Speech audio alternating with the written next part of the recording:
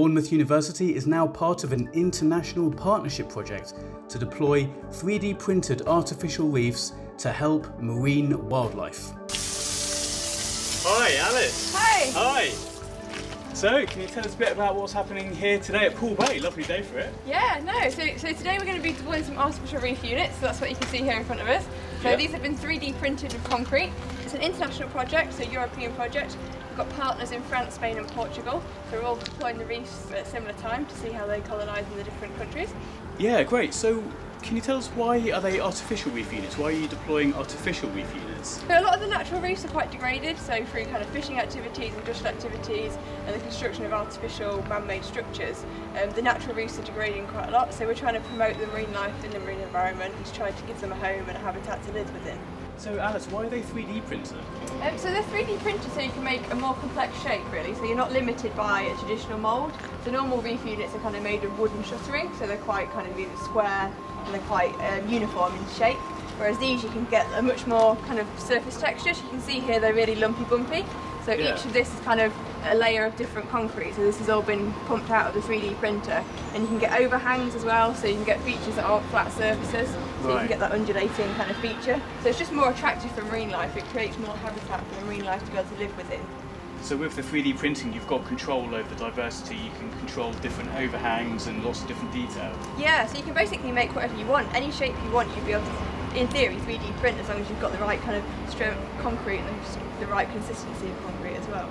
Yeah, great, okay. So what is the 3D Pair project about? So the 3D Pair project is about 3D printing artificial reefs. So it's an Interreg Atlantic project. It's got partners in France, Spain and Portugal. So the University of Cantabria, they're the lead partners, they're the engineers, so they're who have actually 3D printed these reef units. We also have engineering partners in France as well. And then we've got biological partners, so we're biologists at Bournemouth University, so we're leading on the biological package. And we've also got partners in Portugal as well who have been advising us and helping us with the biology and the monitoring protocol as well.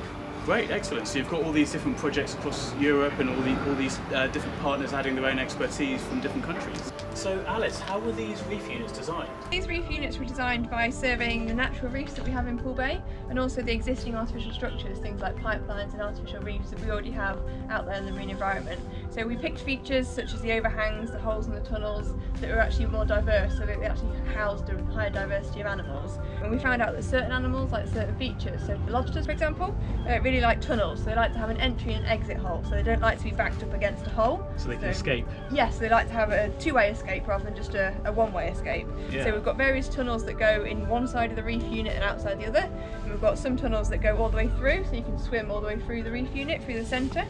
And we've also got holes that have a dead end, so you can kind of back yourself into it and then watch for predators out the hole. Yeah. And like you say, yeah, we've got these overhangs as well.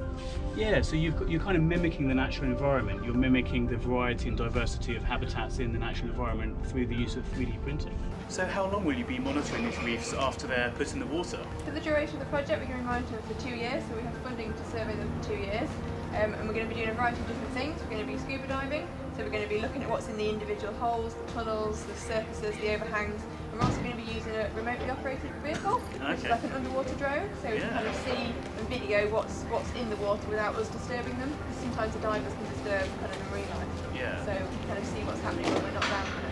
Great, so you'll be monitoring for 2 years, and then after that the public will be free to come and scuba dive and have a look at the wildlife that's colonised these reefs. Yes, yeah, that's the plan, definitely. Yeah, excellent. So there we have it, an international project to support marine wildlife using the latest 3D printing technology.